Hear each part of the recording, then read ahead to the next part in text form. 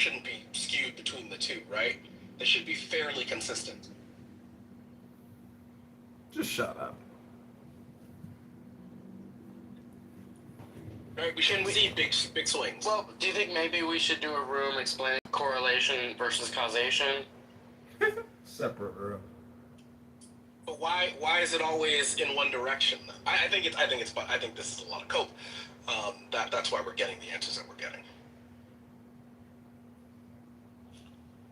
Yeah, if I can just comment really quickly, as you know, this has been studied ad nauseum, that the economy overall does better when there's and I am not a Democrat, let me caveat that, I'm not a Democrat, but the economy, going back to the Great Depression, does better overall when there's a Democrat in the White House and the Dems control at least one body of the Congress. And the reason, like, again, this has been studied and people try to come up with theories. The reason is Democrats are willing to spend their way out of a bad economy. Or more willing, let me rephrase that. Democrats are more willing to spend their way out of a bad economy than Republicans seem to be. But Daryl, that is correct. Jim, my lifetime austerity than to excess spending. Aside from Donald Trump. Donald Trump is the excess spender of my lifetime. So, in my party. Yeah, but we're not in a recession. So Daryl is correct. No, I'm not saying we're not in a recession. I'm just saying, like, in my lifetime, there is only one president who has not tried austerity, and it's been Trump. You know, like, I mean, you know me, dude. Like, I'm more of a fiscal conservative than a lot of people. But, like, we don't have a leg to stand on that anymore. The difference is from Ronald Reagan's presidency, which was the only Republican presidency with a significant increase in job production since beyond him. Republicans have created 17. No, it was terrible. 17 million jobs have been created net. During Republican presidencies, during Democratic presidencies, it's 50 million. And one of the big reasons that when we're in a recession, 9 out of the last 10 have been under Republicans, but when we're in a recession, Republicans, this is the most consistent view of either party over their entire history. Republicans view recessions as acts of nature. They have a liquidationist mindset. They've had it since before the Great Depression. They don't believe in countercyclical spending. And when FDR was elected, Herbert Hoover was on the phone before he took office trying to convince him to not spend any money into the economy to get out of the Great Depression. This is the most consistent ideological position of either party. The parties have switched on all sorts of other things, but the Republicans have consistently been a jungle capitalism party where you're just supposed to let the companies that are viewed as not making it Darwinian, they're supposed to die. And that leads to deflation. And that leads to depression when you do that in a recession. So that's like one of the main drivers. The other big driver is that when the economy isn't doing bad, Republicans are willing to engage and start big, stupid wars in the Middle East, which disrupt the economy without any thought. They've done it multiple times. That's the other thing that will lead to negative economic growth, as we see with this Iran war, and they spend enormous amounts on wars without any like concomitant increase in taxation as well, and that's a big drag in the economy as well. And that's something, I've never understood, economically. I don't understand why, I won't say like Republicans, right? I'll say conservatives. Why conservatives don't understand that sometimes you have to spend your way out of a home. And they push back against it, they reject it. And again, historically, this is not about how you feel about Republicans, Democrats. Just look at the data. The data says that sometimes you have to spend your way out of a problem. And to the previous speaker, he's absolutely right. You don't. You end up with stagflation. You end up with depression.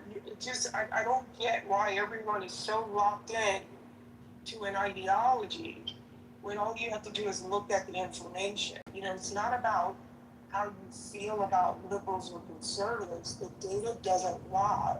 Just look at the data. My thought, I've been trying to think about this. My thought on this is that the conservative movement is fundamentally not interested in growth. They're interested in distribution of what already exists. That's why they have pretty, fairly anemic job growth and GDP growth in their presidencies, but they're focused on top marginal tax rates and business tax rates, right? They're focused on making sure those who have the most keep the most and get more, and not on how do we increase growth in the economy overall. They have slower growth rates over these periods than Democratic presidents do, because their focus is on how to get more money to rich people. And the richer you get, the less money you spend in an economy that's mostly about our consumer spending, right? Rich people don't spend that much because you don't have to spend that much when you're super rich in order to maintain your lifestyle. You can have a very lavish lifestyle if you make a ton of money and not spend a lot of money in terms of your net worth, right? So you save it. So, I think that's the pretty consistent thing. They've kind of always been the party of large incumbent businesses since industrialization. And obviously large incumbent businesses have lots of... Since at least McKinley. I said since at least McKinley. Yeah. And since those big Marshall, it makes no sense. Listen, I'm not disagreeing with you, Adam. I'm saying this respectfully. But if you look at both sides of the aisle, both sides enrich themselves. Look at Nancy Pelosi. She's increased her net worth by millions, plural. And she didn't help me, she didn't help you, she didn't help anybody else but herself and her husband. So I think it goes on both sides of the aisle. We're talking about the policies that the parties pursue, not individuals. So what I'm saying is when we are in a recession, Republicans do not believe in Keynesian economics. They remember when we had 2008, Republicans wanted us to be like the UK. They wanted us to not spend, right? They wanted us to just gut it out. And what gutting it out means is lots of people lose their jobs, and as they lose their jobs, they stop spending, and as they stop spending, it gets worse, and it gets worse, and it gets worse, and then more people lose their jobs, and then more people stop spending. It's a cycle, right? Yeah, it's I don't believe... I don't think people understand. Unemployed people don't pay income taxes because they have no income tax. Personal income tax is the #1 revenue generator for this country. This is why we have the deficit that we have, because we're not collecting enough revenue through personal income tax, so we have to issue debt. And the debt is to cover the deficit between our spending and what we're not collecting in income tax. Don't forget that debt is at tremendous interest. Correct. We're told by Trump, we don't have money for single-payer health care because we're in a war. A war nobody wanted. A war nobody had a chance. You just woke up one Saturday morning and we were at war with Iran. That's literally what happened. There was you went to sleep on Friday and it was normal. Relatively normal. And you didn't know anything. There was no talk about this during the campaign. There was nothing. And then you woke up and we were at war. And there's always the green eye shade accountants when you ask to spend something on Americans. But if there is a war, especially if it's in the Middle East, if there is a war in the Middle East, it is infinity money. They will spend infinity. They do not care about how much it costs. They're not trying to pay for it. It's just let the money cannon go. Adam, let me ask you a question. Adam, let me just ask you this question. And I don't disagree with what you're saying. Do you feel that Trump wants to end this war at any point, or he really doesn't give a shit? Because to me, I still don't even know why we went to war. I mean, I don't know why we went to war. Does he want to end the war? I mean, he can want to end it, But let's be honest, this seems like I'm not positive, but I think this was kind of illegal what he did. Like when I don't think you're allowed to knock off the leaders of sovereign countries like that. And by doing it, like they're not gonna let you out, right? They're not just gonna end the war. Wait, do you think it was a test? Want to? Do you think Venezuela was a test run for Iran? Oh yeah. Yeah, I think the difference between Venezuela and Iran is that Venezuela is like a shallow, like kind of dictatorship where the people just got there, right? Like, I don't get the sense of the people in Venezuela like super care about their leaders like that. But Iran is like one of the oldest countries in the world, right? They have a sense of nationalism which is unlike ours. It's like super super old. They've thought of themselves as a nation for like centuries, tens of centuries, right? So they're like not. It's not the same, right? These are people who just like fight all the time. People in like the New World, like they don't fight wars like that over here. Well, right? We're not like that. Iran was fighting really quickly. Iran is that, and this ties to Venezuela, right? Iran was selling oil outside of the petrol system, and that's something that can't be allowed. Venezuela is about controlling oil on the western, or controlling natural resources on the western hemisphere. It wasn't really about, think about it, right? After we went in, no one was talking about fentanyl anymore, right? But now we're talking about oil. The global energy chain is a big part of this. Iran was selling oil to China in R&D. That means they're selling money outside of the petrol systems, which means if you that's the renminbi, right? Yeah, the R&D, yeah. So it's the renminbi. So Iran's selling oil out to China in Chinese yuan. China starts now thinking, hey, maybe we don't actually need the US dollar as the world's reserve currency because it affects so many different markets. It forces countries to hoard dollars. They usually hoard these dollars by buying US Treasury notes because the United States has never defaulted on its debt. So if I'm a country that needs to buy oil, then I'm very likely going to be buying US Treasuries. Because go ahead. I just want to ask you questions. I know David's been trying to jump in. What's the exit strategy out of Iran? Is there an exit strategy? There's no strategy.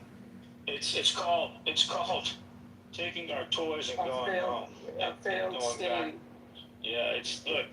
At the end of the day, this was a horrible. Look, you understand something. They made a big down payment on the Trump administration to go into Iran. A lot of his backers did, and I'm not going to name who those people are, but they put a big down payment for us to go in there. Okay, and he thought he could do Venezuela 2.0.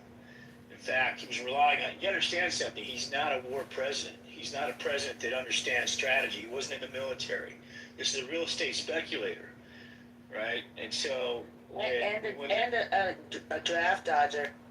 And a draft dodger multiple times. Yeah. So he basically got buffaloed, in my opinion, he got buffaloed into going in there. And when he broke it, like Colin Powell used to say, when he used to advise Trump Sr., especially about taking out Saddam Hussein, he says, if we go in there and break it, we own it. Bush. Right? Bush Sr. Yeah, that's what I said, Bush Sr., yeah. You said Trump Sr., it was funny. Oh, I'm sorry, yeah, Bush Sr., I'm sorry. Right? Sorry, man, I'm like still early in the morning, I need more coffee. So we've always had a strategy. But when we went in, also think about it. We were also we were way more powerful, in my humble opinion, with Bush Sr. as a nation because we just conquered the Cold War. But what did Bush Sr. do? He said, "Hey, we got to take the Saddam guy out." And there's obviously talking points about did we let Saddam go into Kuwait and did we set the guy up? But even with that said, we still went to our allies and said, listen, allies, we got to go in and take this guy out. So we're going to put together a coalition. And that's the difference here. Instead of Trump saying to the nations, instead of pissing off our allies and trying to go after Greenland and all this other shit that he was doing, our 70-year, architecture that was built after the Cold War, instead of saying, hey, we need to go in and take this guy out because he's got nukes, we got to defend our friend Israel as well because they can't go it alone. Are you guys in? And are you guys in? And this is the strategy. How many troops are you going to commit to? Instead, he bought this cockamamie idea that we're going to decapitate the head of the snake. There was a New York Times unleashed an article that broke a story that Ahmadinejad was kind of he was kind of a mole within the IRGC, and that we were going to reprop him up as the new leader, the de facto leader, after we took out that leadership of Ayatollah and his other officials that ran the government. Well, apparently that plan fell apart. We didn't have our Kelsey Rodriguez the way we did in Venezuela, and now we're left with an even more reactionary regime because the guy in charge now lost his parents, lost his wife, lost his kids, and these decapitation efforts. So now you got an even more rabid Iranian leadership. Yeah, so he's mad. He's not just going to let us out. Correct. If I was running things and you killed my family, yeah, I'm not going to just let you go home. So I'd also say we've lost our story, right? America is just a story. It's a creation. It's an experiment, right? And I think the way that Trump has prosecuted this war has shown it's like if you knock the bully out in the playground, they're not the bully anymore. Right, and that's really the biggest loss of this whole thing. Of people don't take us seriously. Everything is a joke. We're perceived as inept, as ineffectual. Like that. This has long-reaching impacts, way beyond this war and this interaction. Literally, the emperor has no clothes. We've lost our story. And how do you get that back? Well, how do we get to a point that Iran, people around the world are saying, wow, why do we believe Iran's take of what came out of the negotiations more than we believe the United States? That is a death blow. We only have our narrative. That's what we've got. And a whole bucket of consumers. And we're strangling both. I think what happened here as well is that no one was sold on this, right? So there wasn't a lot of pushback on Venezuela because it was super quick, right? So it's over. It's like whatever. But what you have to understand is that the average Venezuela, I'm sure that he's getting pressure from like American people who are Venezuelan extraction. It's kind of like Cuba, right? Cuban Americans care that like the Castro regime and the communists in Cuba.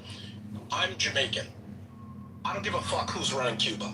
Neither does anybody else in the Caribbean, right? Like, I'm not trying to die or fight to liberate. I don't care, right? And most Americans are not Cuban, right?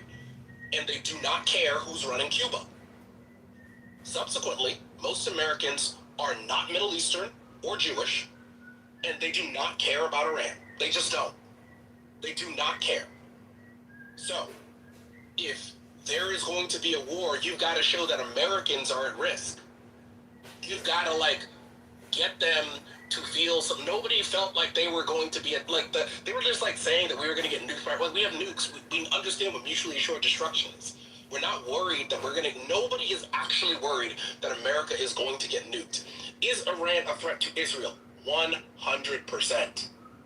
I believe that they would kill every single one of those Israelis if given the opportunity to do so. Right?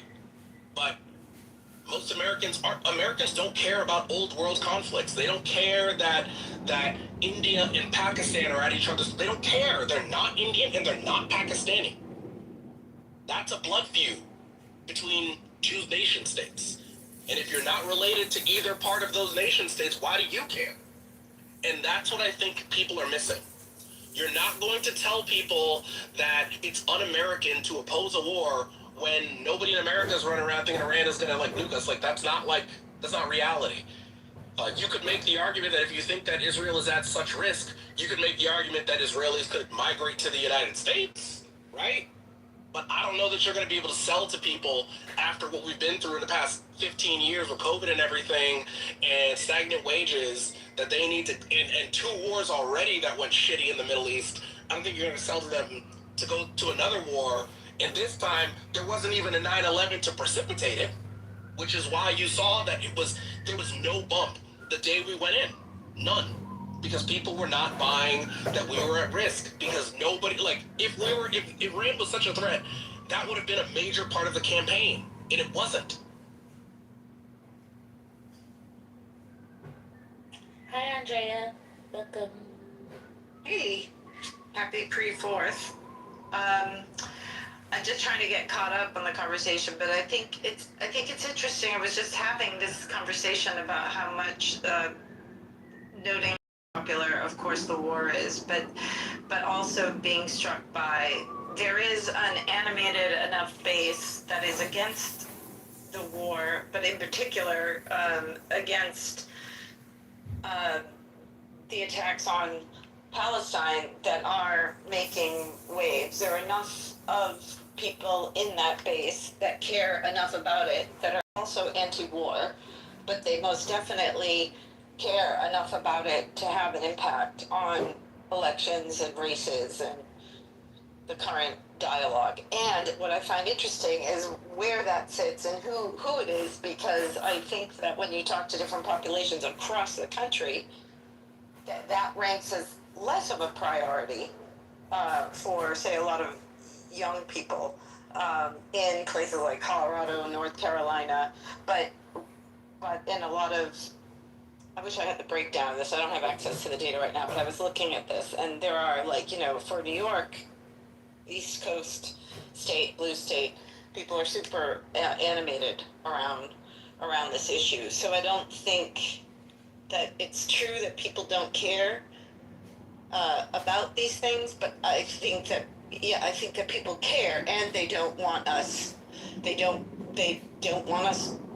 taking these actions in the world anymore. And in terms of Denise losing the story, people don't believe a lot of what this administration says because they have been caught lying over and over and over again. So why should we believe, much?